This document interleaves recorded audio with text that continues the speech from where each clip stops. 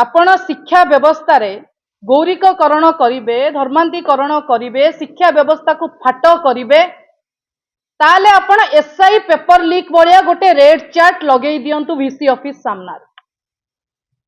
जेमिति SI परीक्षा रे आपण 20-24 लाख लिखिथिले, आगामी समय रे मु आज आपनकु कहूची, आगामी समय रे कॉलेज माननकु यूनिवर्सिटी माननकु professor, assistant professor, associate professor आसीबे, सेमानक पई गोटे रेड चार्ट ए सरकार वाइस चांसलर को माध्यम रे फ्रंट रे लगेबे। सेटा न हो बोली अरुण भाई को समय रे नवीन बाबू को नेतृत्व रे आमे ओपीएससी को देई, सेटा वर्तमान पुणी से धराशायी अवस्था को जाउची। उच्च शिक्षा विभाग वर्तमान कोमारे एक आम कहीं कहूँ ताको जस्टिफाई करिया पड़िबो।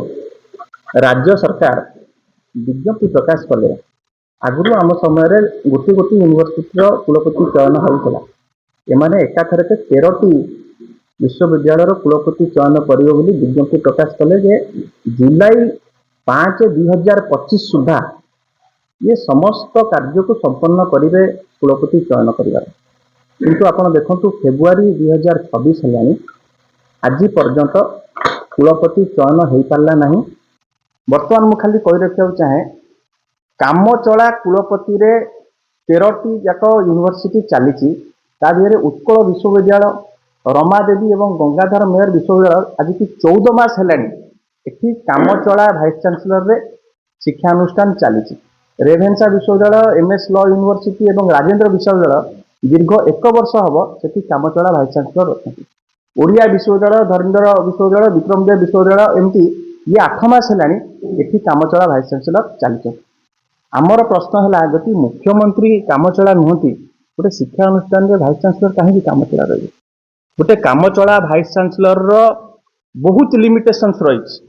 प्रथम लिमिटेशन जोटा पूर्वतन मंत्री हायर एजुकेशन मिनिस्टर कहते अरुण भाई जे नियुक्ति आमे जो व्यवस्था करूँ अरुण भाई उद्यम मान्यवर पूर्वतन मुख्यमंत्री जो गो हेड देते जे इटा को कार्यकारी करा जाऊ, जो यूनिवर्सिटी अमेंडमेंट एक्ट 2020 रे करा जायतिला। वर्तमान जति कुलपति नथाते मध्य नियुक्ति बाटरे चली था ओपीएससी द्वारा स्वच्छतार सह जो आमर नियुक्ति चली मेरिटोरियस टैलेंटेड पिला माने पाउथिले, माने ओडिशा सारा जो कैंडिडेट मानक भितर गोटे खुशीर लहरी खेली जाइतिला। से समय नियुक्ति बाटरे चलता, कुलपति चयन बाटरे चलता। वर्तमान ये जो व्यवस्था करचंती पुराना कथा को आनिचंती, रिक्रुटमेंट बोर्ड रो चेयरमैन हेबो vice chancellor, vice chancellor chairman हेले कौन हेबो ना नियुक्ति तांकरी माध्यम रे हेबो। वर्तमान मु आपनको कहि देखा चाहे नियुक्ति assistant professor Ray sanction strength है 17टा यूनिवर्सिटी में आपको तालिका दूसरी 1194 है सैंक्शन स्ट्रेंथ। वर्तमान मात्र 488 जन अच्छा, वैकेंसी पड़ी 706 जनकर। एसोसिएट प्रोफेसर रे 593 जन है sanction strength. Person in position वर्तमान अच्छा 135 जन, वैकेंसी पड़ी 458 जन। एवं प्रोफेसर 269 प्रोफेसर है सैंक्शन स्ट्रेंथ, वर्तमान मात्र 38 जन अच्छा एवं 261 पोस्ट वैकेंट पड़ी। एवं नॉन टीचिंग स्टाफ जहाँ को बिना गोटे शिक्षा अनुष्ठान चली पारिबो नाही, विभिन्न कार्य से माने करंती, ताकर गोटे गुरुत्वपूर्ण भूमिका रही। सर्टिफिकेट किपरि भाव में बाहर, रिजल्ट किपरि भाव में बाहर, पिला माने पास आउट हेले केमती ताकर क्लियरेंस नेबे। सैंक्शन स्ट्रेंथ है 382, पर्सन इन पोजिशन 757, 2325 पोस्ट वर्तमान से वैकेंट पड़ी। एवं मुझे कही रखा चाहे कामचला भाइस चांसलर माने ताकर फाइनेंशियल पावर नाई। कौन सी विश्वविद्यालय रे वर्तमान डेवलपमेंटाल काम संपूर्ण भाव में ठप कही जे आम समय कॉन्ट्रैक्चुअल युग सरीगला।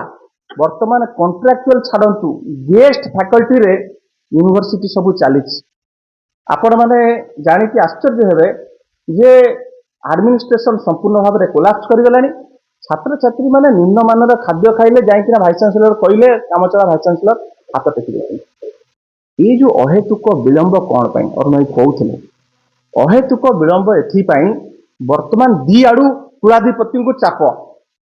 गोटे आड़ू मुख्यमंत्री उच्च शिक्षा मंत्री सी निर्धारण कर मोटा अंकर चांदा दब ସିଏ ହିଁ କୁଳପତି ହେବ। ପରବର୍ତ୍ତୀ ସମୟରେ ଯୋଉ ବ୍ୟବସ୍ଥା କରିଛନ୍ତି କୁଳପତି ଚେୟାରମ୍ୟାନ ହେବେ ରିକ୍ରୁଟମେଣ୍ଟ ବୋର୍ଡର, ତାଙ୍କ ମାଧ୍ୟମରେ ଯିଏ ପାଇବ ଆଗକୁ ନିଯୁକ୍ତି ପାଇବ ସେମାନେ ମୋଟାଙ୍କର ଚାନ୍ଦା ଦେବେ। ଏବଂ ସେପଟେ ଚାପ ପଡୁଛି ସଂଘବାଦ, ସଂଘ ଅନୁଗାମୀ କିଏ କିଏ ଏବିଭିପିରୁ ଆସିଛି, କିଏ ପ୍ରାନ୍ତ ସଭାପତି, କିଏ ରାଷ୍ଟ୍ରବାଦୀ ଶିକ୍ଷକ ସଂଘର ସଭାପତି, ଏକଥା ଆମେ ଏକଥା ନିରାଧାର ନୁହଁ, ଆର ଆଧାର ଅଛି। ବର୍ତ୍ତମାନ ଆପଣ ଯଦି ସର୍ଚ୍ଚ କମିଟି ସରକାର ତାକୁ ସାର୍ବଜନୀନ କରିଦେବେ, ସର୍ଚ୍ଚ କମିଟିରେ ଆପଣ ଯାହାକୁ ଛୁଇଁବେ, ୟୁଜିସି ନୋମିନି ହୁଅନ୍ତୁ, ଚାନ୍ସେଲର ନୋମିନି ହୁଅନ୍ତୁ, ସିଣ୍ଡିକେଟ ନୋମିନି ହୁଅନ୍ତୁ, ସମସ୍ତଙ୍କର ସଂଘ ସାଙ୍ଗରେ ଲିଙ୍କ ଅଛି, ସମସ୍ତଙ୍କର ସଂଘ ସାଙ୍ଗରେ ଲିଙ୍କ ଅଛି। ଏବଂ 18 ମାସ ହେଇଗଲାଣି କାହିଁକି ନିଯୁକ୍ତି ହେଇପାରୁନି? ଗେରୁଆ ଜ୍ୟାକେଟ ଖୋଜା ଚାଲିଛି। ଇଏ କଣ ନିଗମ ହେଇଛି? ତମର ନିଗମ ଛିଡି ପାରୁନି ବୋଲି ଇଏ କଣ କୁଳପତି ତମର ଛିଡି ପାରୁନି? କୁଳାଧିପତି ବି ବର୍ତ୍ତମାନ ନିରଦଷ୍ଟା ବସିଛନ୍ତି, ପୁରା ସାଜିଛନ୍ତି। ଏବଂ ଏଇଠି ମୁଁ କହୁଛି ଗୋଟେ ପଟେ ଆଙ୍କ ମାନସିକତା ହଉଛି ଯେ କିପରି ଭାବରେ ସଂଘବାଦ ଗୈରୀକରଣ କରିବେ, କିନ୍ତୁ ଆମ ପ୍ରିୟ ନେତା ନବୀନ ପଟ୍ଟନାୟକ କଣ କରୁଥିଲେ, କାହାକୁ ଦାୟିତ୍ୱ ଦେଇଥିଲେ? ଅରୁଣ ଭାଇଙ୍କ ସମୟରେ, ସେ ସମୟରେ ତ୍ରିଲୋଚନ ପ୍ରଧାନ ଭଳିଆ ଲୋକ, ଯିଏ ଗୋଟେ ମାନେ ପଦ୍ମଭୂଷଣ, ଏତେ ବଡ ଏଜୁକେସନିଷ୍ଟ, ତାଙ୍କର immense contribution for science and education ପାଇଁ ତାଙ୍କୁ ପଦ୍ମଭୂଷଣ ମିଳିଥିଲା।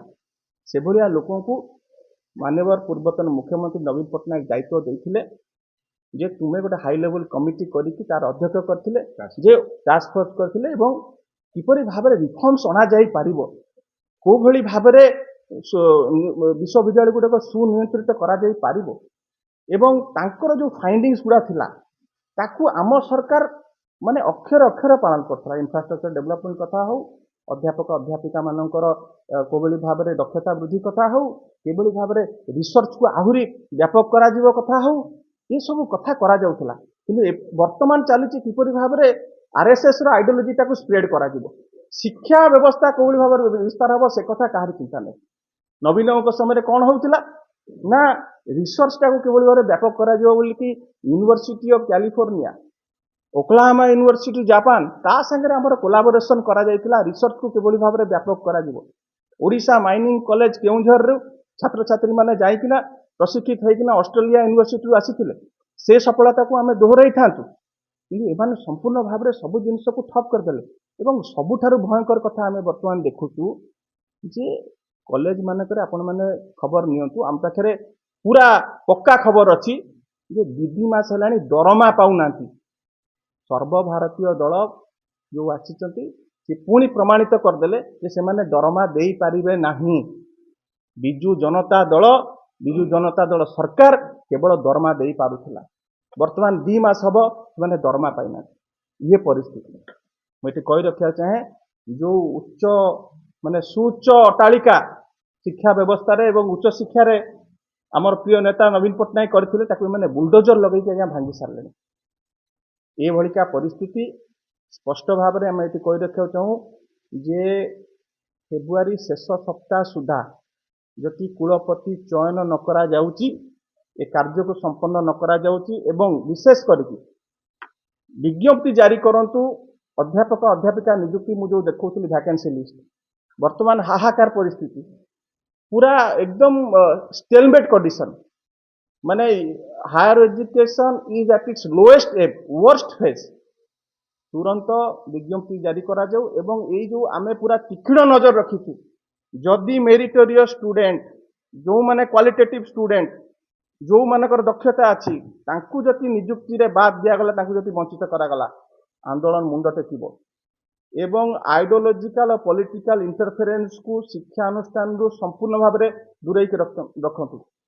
यूनिवर्सिटी रो सैंक्टिटी को मेंटेन करा जाऊ। यूनिवर्सिटी होची सैक्रोसैंक्ट, से जगह रे कौन सी राजनैतिक हस्तक्षेप आवश्यकता नहीं, से करवा उचित अनुचित। एवं प्रक्रिया को फेब्रुआरी शेष सुधा न संपन्न कले आगामी दिन में विजु युव जनता दल, विजु छात्र जनता दल प्रत्येक विश्वविद्यालय महाविद्यालय सम्मुख में आमे आंदोलन करिबा एवं ए आंदोलन को दुर्बार करा जिवो, तीव्ररु तीव्रतर करा जिवो।